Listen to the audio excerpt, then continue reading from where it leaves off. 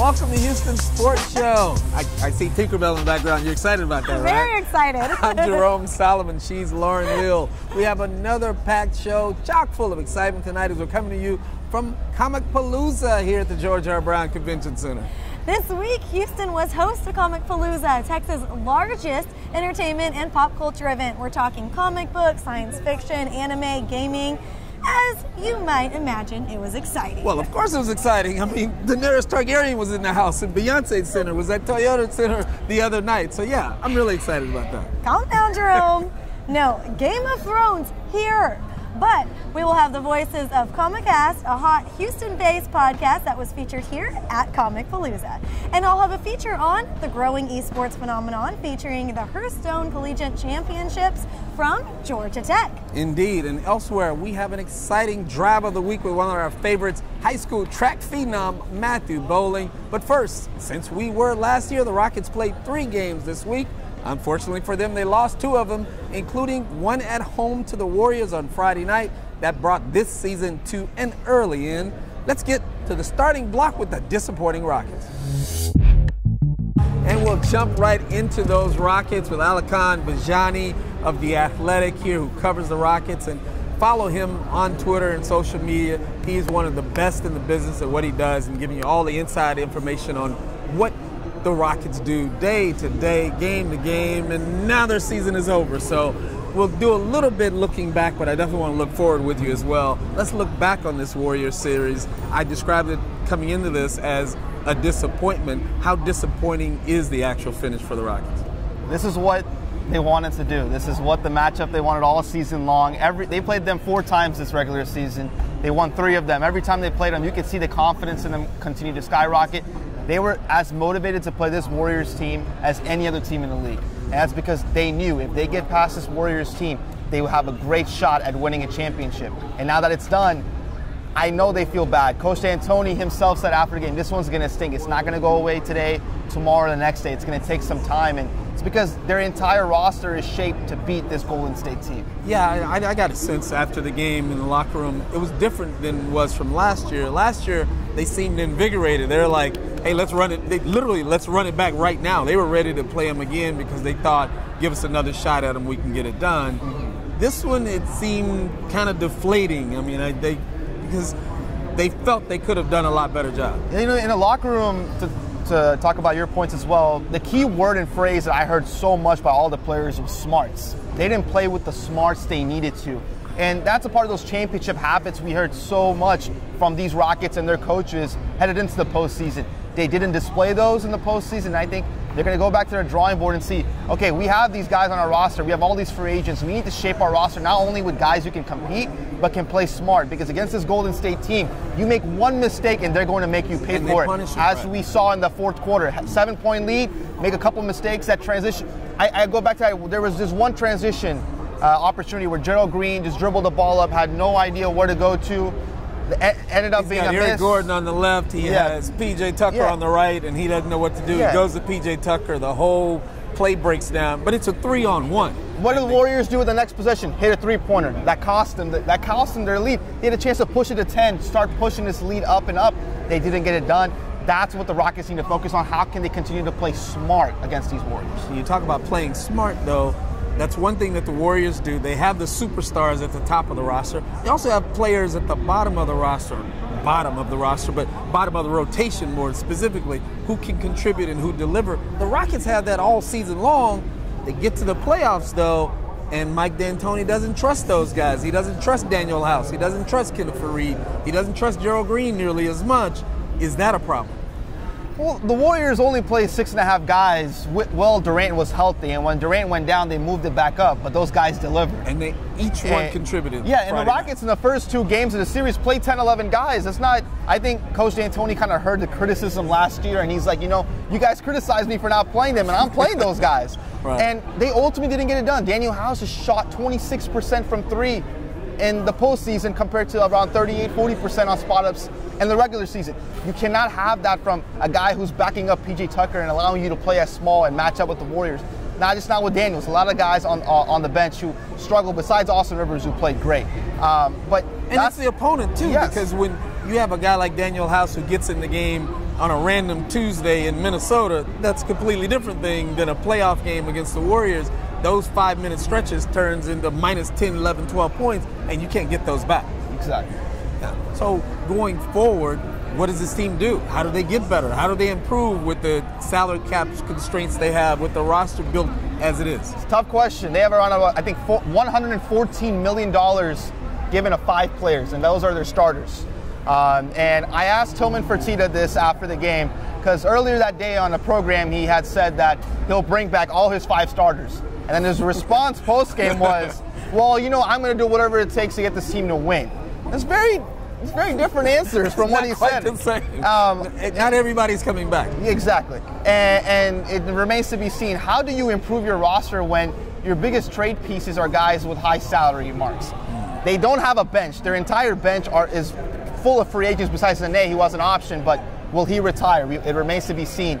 After the game, Nene was walking around saying hi to all of us, bye to all of us, and you can kind of see the frustration on his face that, man, they were so close to getting a championship that he wanted all of his career. Longtime popular in countries like Korea and Japan, esports is growing by huge numbers in the United States. Year after year, this weekend, teams from colleges all over the country were in Houston for the first ever ESPN Collegiate Esports Championship here at Comicpalooza. This was just another step in the continuing growth of the fascinating world of esports entertainment.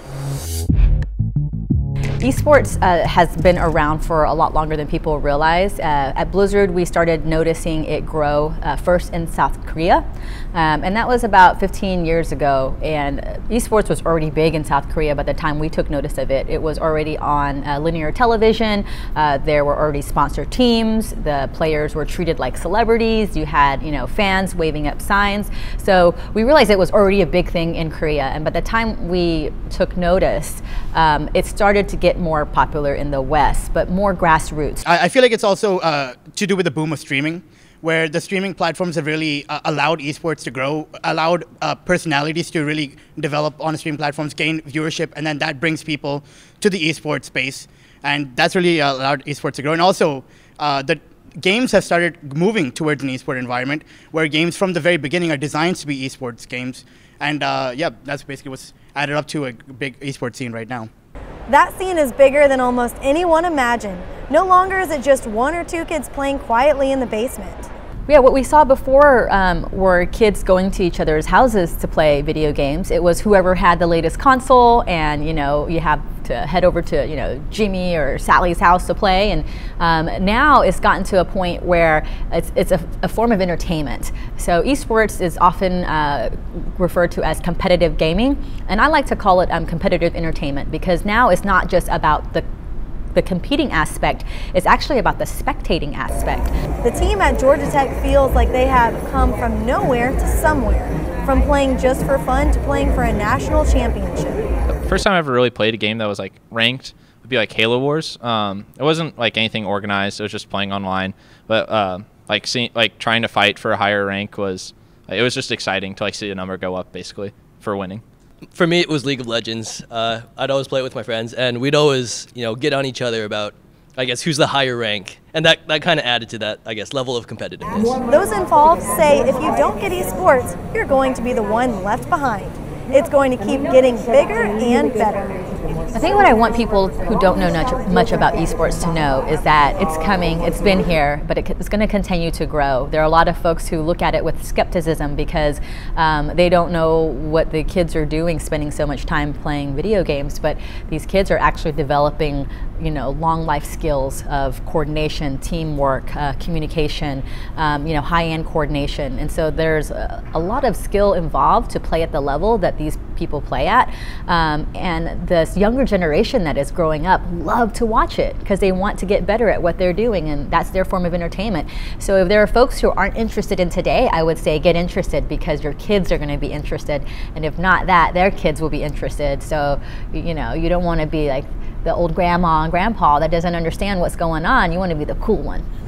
Hey, thanks a lot, Lauren. That's good stuff. I mean, esports, it's athletic in some level, but regardless, it's very entertaining. Oh, very entertaining, and it's growing. I mean, here, Comicpalooza, partnered with ESPN. It doesn't get any bigger than that. Not at all. Hey, we're just getting started here with Houston Sports Show. Coming up, we have my friends Jong, Leal, and Michael Carrell of the wildly popular Comicast Podcast. And we'll have a special golf game drive of the week featuring a spectacular performance by White Lightning. Yes, you don't want to miss this. But when we return, some comic relief for you as Barry Laminack is back with BS. That's next on Houston Sports Show. You are watching the Houston Sports Show! Yeah! It's time for some BS with Houston Sports Show weekend anchor and somewhat serious sports news guy, Barry Laminack. And hey, while you're at it, go to our YouTube channel and check out my BS from last week. Not to brag, but it was pretty funny. Here is Barry. I'm Barry Laminack, and this isn't what happened in sports this week. We start in the NBA, where our Rockets, their season has come to an end, losing Game 6 to the Golden State Warriors 118-113. When asked about the series, James Harden said, look, we love playing the Warriors, mostly because it lets us know when to start planning our vacations. A source says in the final team huddle, instead of chanting 1-2-3 defense, the Rockets chanted 1-2-3 Cancun. Chris Paul reportedly denied Steph Curry practice time before Game 6. According to Marcus Thompson of The Athletic, when Paul found out Curry had booked time on the Rockets' home court for a shooting session, CP3 went to the arena and took the floor for himself, denying Curry the ability to practice. Curry responded by denying CP3 a chance to advance further in the playoffs. So that's even. The Warriors won despite losing Kevin Durant to a strained calf muscle in Game 5. And when asked about the injury, KD said, look, we'll see how it goes. Strained muscles are like bad hair. You just can't brush it off. He'd know. Steph Curry's wife, Ayesha Curry, said she feels insecure about the groupies that Curry gets and says she also doesn't get any male attention. Steph Curry responded to the backlash by defending his wife, and that's the first time Steph Curry's defended anything in these playoffs. Look, no, hey, I'm not saying that Ayesha Curry is undesirable. I'm just saying Steph is still knocking down threes, so. Lakers fans protested against the front office of the organization this week after they failed to land Tyronn Lue as their next head coach. Some fans even considered switching to becoming Clippers fans, but decided in the end they would rather be losers with dignity. Ouch. And ESPN's Stephen A. Smith reported on Thursday that there are people close to the Lakers owner, Jeannie Buss, who are advising her to trade LeBron James. Those people are named LeBron James. Yeah, it's so bad in LA right now, LeBron is trying to trade LeBron. I don't know if you knew this, but Vince Carter announced he's returning for a 22nd season in the NBA. Meanwhile, ESPN the magazine announced it will stop printing this year after 21 years. So to recap this, Vince Carter has outlasted print media. What's crazy is if you think about it, Vince Carter was here to see LeBron's hairline disappear and then reappear. Good for him. From the world of the NFL, Richard Sherman of the 49ers said rookie Nick Bosa's support for Trump and his controversial comments about minorities wouldn't matter as long as he could play. However, if it turns out Bosa sucks, Sherman promised a good old-fashioned ass whooping. Los Angeles Rams head coach Sean McVay says he lost the Super Bowl because he watched too many videos of the Patriots. Unfortunately, I think most of those involved Robert Kraft. We want those. Please release them. The Arizona Cardinals said #1 draft pick Kyler Murray has been signed to a 4-year, $35 million deal just 1 day prior to minicamp. Kyler Murray in a mini camp. Look, sometimes these just write themselves, all right? O.J. Simpson is trying to kill a tell-all book being written by a former cellmate. First of all, kill was a poor choice of words, let's be real. But he said, look, he's hired a lawyer and he's gonna try to not get the book released. And if that doesn't work, he's purchased some leather gloves and a giant knife.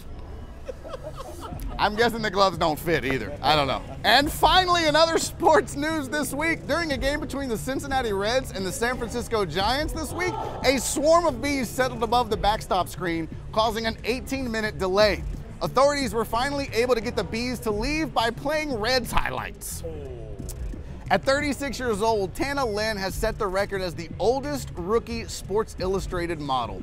Lynn said she hopes she can keep up with the younger model's fast-paced life of sitting on the beach. John Daly was approved to use a golf cart at this year's PGA Championships, and now all he needs is a designated driver. Sorry about that. Happy Mother's Day, Mom. I'm Barry Laminack, and that's not what happened in sports this week. And Barry killing it once again. And now it's time for the Gulfgate Drive of the Week. And for that, we go to Austin, the state track meet where one of our favorites put on a show for the ages. Matthew Bowling continues to amaze, first blitzing the field in the 100, finishing an amazing 10.13, a national record for high school. My goodness. But he wasn't done yet. Bowling and Strake Jesuit were disqualified in the 400-meter relay, and they started the mile relay with a huge deficit. But look how far back Bowling is when he gets started in his 400 leg, the anchor leg, and watch him run this kid down. Brought back memories of Robot Martin doing the same thing at the state meet in Austin 30 years ago. Matthew Bowling, first place Strake Jesuit in the mile relay, the fastest kid in the country, state track superstar with the Gulfgate Drive of the Week. The Gulfgate Drive of the Week is brought to you by Gulfgate Dodge, Chrysler Jeep Ram, Houston's #1 volume Dodge dealer. It's Gulfgate time. When we come back, what should the Rockets do next? Jonathan Feigen of the Houston Chronicle looks past their disappointing finish and what they can do to get better next season. And we have an interview with the stars behind the Comicast Podcast. That's next on Houston Sports Show. Welcome back to Houston Sports Show. Here is this week's Golden Nugget.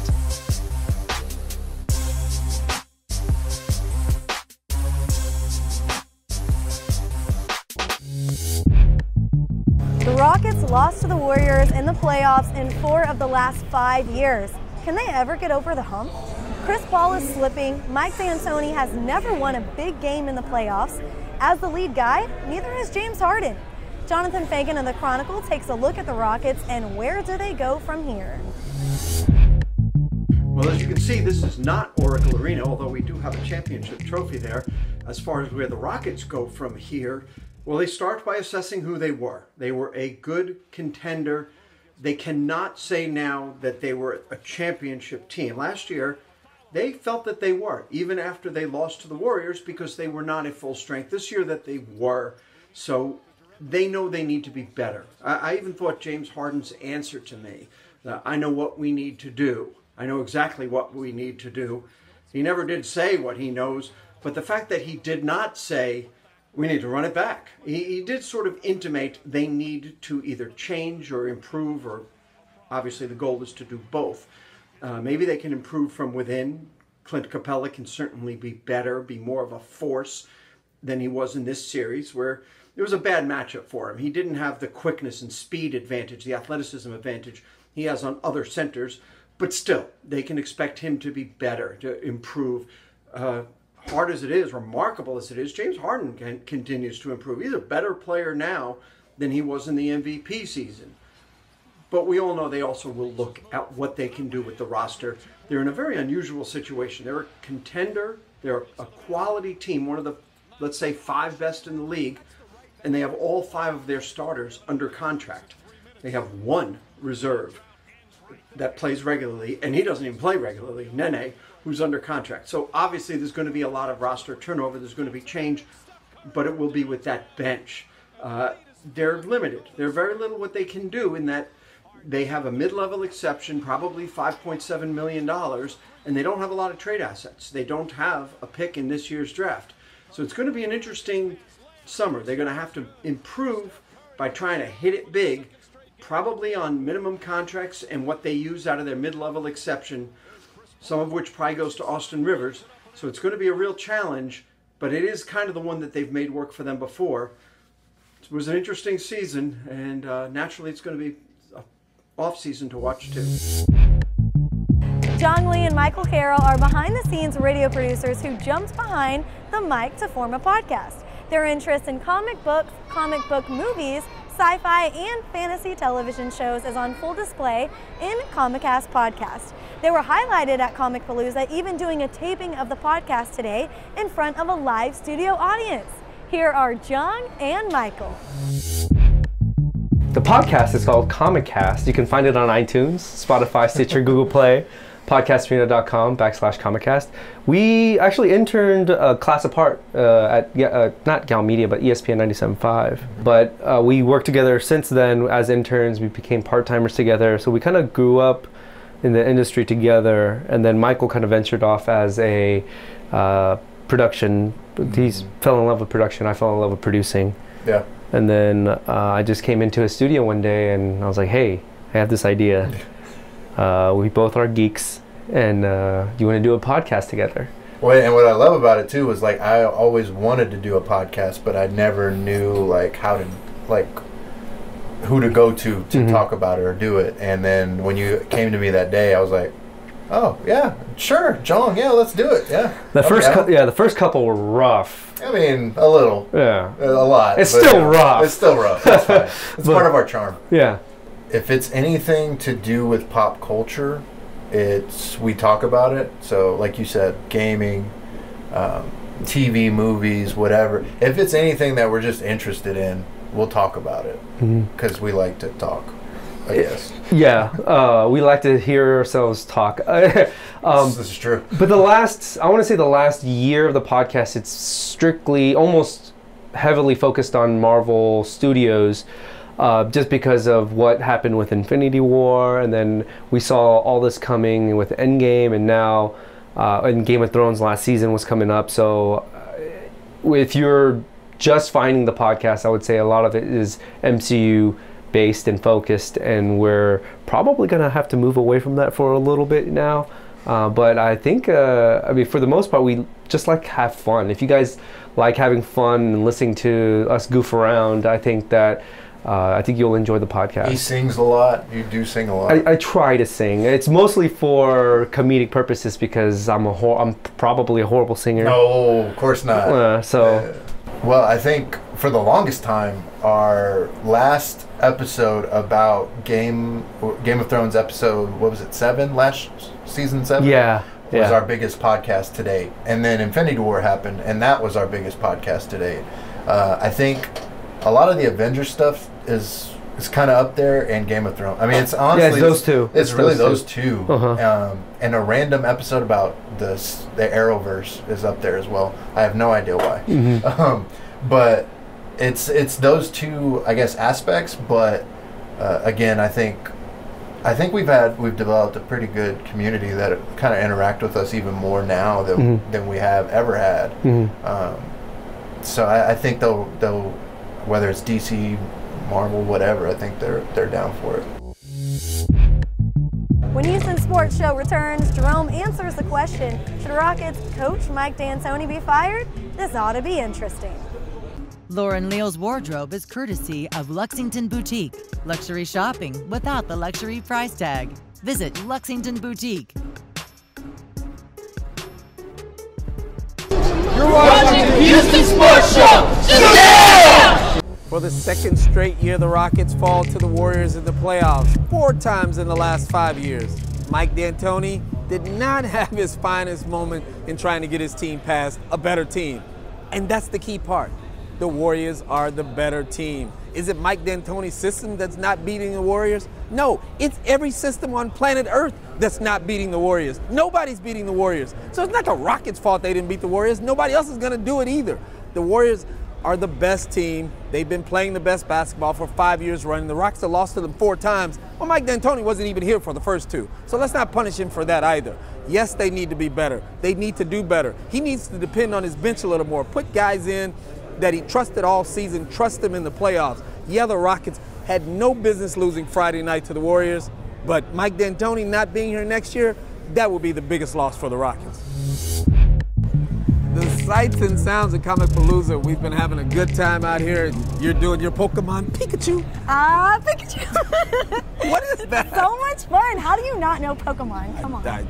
Because I'm a sports guy. Pokemon is not a sport, is it? You're wearing a little bit of yellow. I guess that'll count, right? Maybe that counts. So I look like Pikachu, apparently. Thank you all for watching Houston Sports Show, and we'll wrap up tonight's show with some of the sights and sounds from Comicpalooza. So much fun. See y'all next week. You're watching the Houston